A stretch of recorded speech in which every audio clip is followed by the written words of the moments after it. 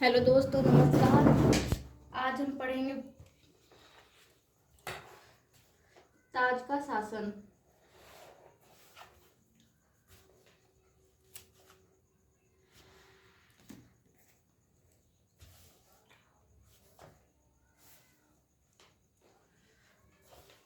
अठारह सौ अंठावन का भारत सरकार अधिनियम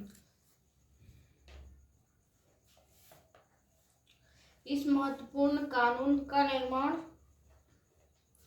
1857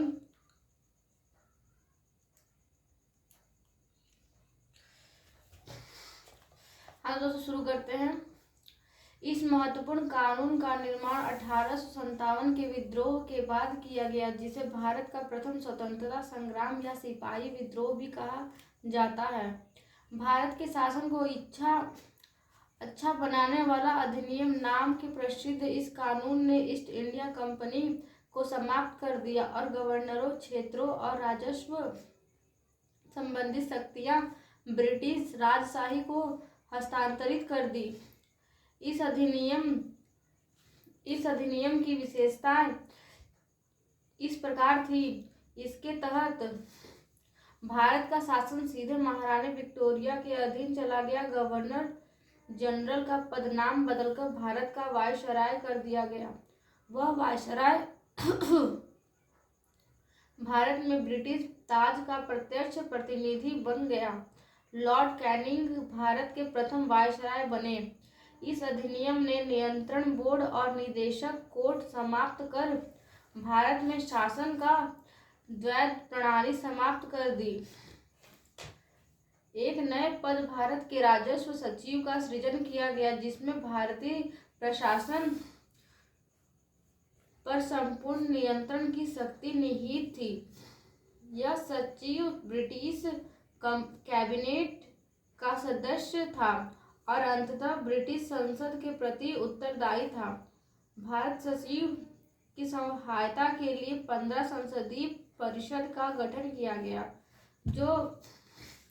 जो एक सलाहकार प्रसिद्ध थी। परिषद का अध्यक्ष भारत सरकार सचिव को बनाया गया।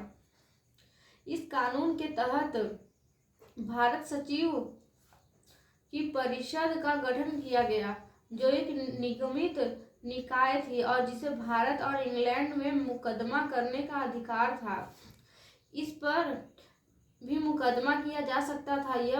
यहाँ यह ध्यान दिया जाना उचित होगा कि इस अधिनियम ने भारत में प्रचलित सरकार की प्रणाली को किसी भी तरह से नहीं बदला, बल्कि स्वयं के उस मशीनरी तंत्र के सुधार तक ही सीमित कर लिया, जिसके द्वारा इंग्लैंड में भारतीय सरकार का पर्यवेक्षण और नियंत्रण किया जाना था।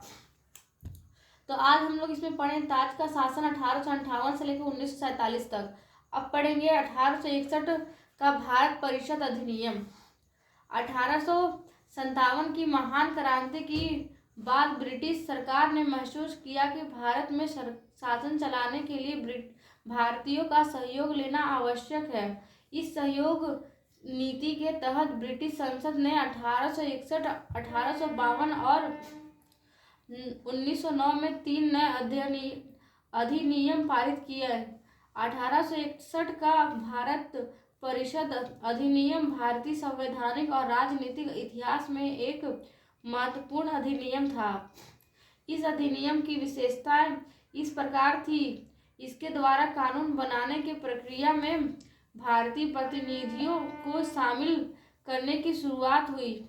इस प्रकार वायसराय कुछ भारतीयों को विस्तारित परिषद में गैर सरकारी सदस्यों के रूप में नामांकित कर सकता था। 1862 में लॉर्ड कैनिंग ने 3 भारतीयों बनारस के राजा, पटियाला के महाराजा और सर दिनकर राव को विधान परिषद में मनोनीत किया। इस अधिनियम ने मद्रास और बम्बई प्रेसिडेंसियों को विधायी शक्तियां पुनः देकर विकेंद्रीकरण की प्रक्रिया की शुरुआत की। इस प्रकार इस अधिनियम ने रेगुलेटिंग एक्ट 1773 द्वारा शुरू हुई केंद्रीयकरण की प्रवृत्ति को उलट दिया, जो 1833 के चार्टर अधिनियम के साथ ही अपने चरम पर पहुंच गई थी। इस विधायी विकास की नीति के कारण 1937 तक प्रांतों को संपूर्ण आंतरिक स्वायत्तता हासिल हो गई। बंगाल, उत्तर पश्चिम सीमा प्रांत और पंजाब में क्रमशः 1862, 1866 और 1857 में विधान परिषदों का गठन हुआ। इसने वायसराय को परिषद में कार्य संचालन के लिए अधिक नियम और आदेश बनाने की शक्तियां प्रदान की।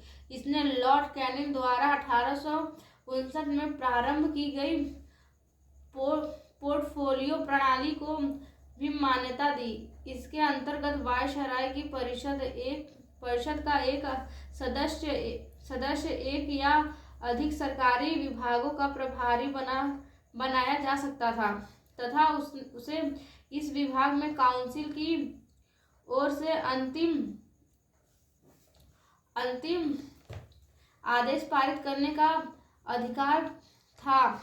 इस वायसराय को आपातकाल में बिना काउंसिल की संस्तुति के अध्यादेश जारी करने के लिए अधिकृत किया।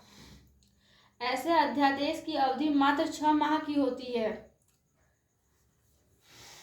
तो आज हम पढ़े हैं ताजमहल का शासन, भारतीय परिषद अधिनियम। अब पढ़ेंगे 1892 का भारत परिषद अधिनियम। चलिए शुरू करते हैं। इस अधिनियम की विशेषताएं इस प्रकार थी। फर्स्ट, इसके माध्यम से केंद्रीय और प्रांतीय विधान परिषदों में अतिरिक्त गैर सरकारी सदस्यों की संख्या बढ़ाई गई।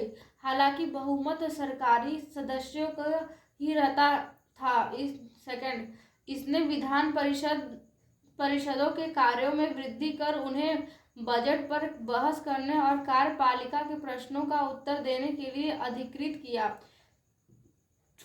थर्ड, इसमें केंद्रीय विधान परिषद और बंगाल चैम्बर ऑफ कॉमर्स में गैर सरकारी सदस्यों के नामांकन के लिए वायसराय की शक्तियों का प्रावधान था। इसके अलावा प्रांतीय विधान परिषदों में गवर्नर को जिला परिषद, नगर पालिका, विश्वविद्यालय, व्यापार संघ, जमींदारों और चैम्बर ऑफ कॉमर्स की सिफारिशों पर गैर सरकारी सदस्यों को नियुक्त करने की शक्ति थी। इस अधिनियम ने केंद्रीय और प्रांतीय विधान परिषदों दोनों में गैर सरकारी सदस्यों की नियुक्ति के लिए एक सीमित और परोक्ष रूप से चुनाव का प्रावधान किया। हालांकि चुनाव शब्द का अधिनियम में प्रयोग नहीं हुआ था। इसे निश्चित निकायों की सिफारिश पर की जाने वाली नामांकन की प्रक्रिया कहा गया। अब पढ़ेंगे 1909 का भारत का परिषद अधिनियम।